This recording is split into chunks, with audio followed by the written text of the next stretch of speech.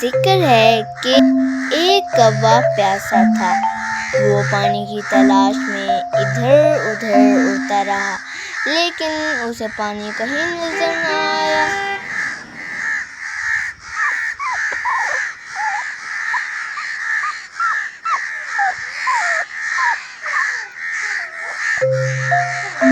آخر کار ایک باغ میں اسے پانی کا جگ نظر آیا۔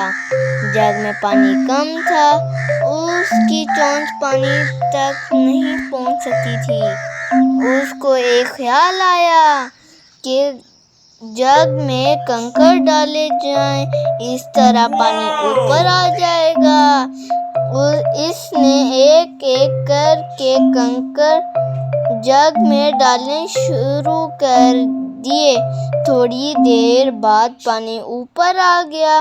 کوے نے جی بھر کر پانی پیا اور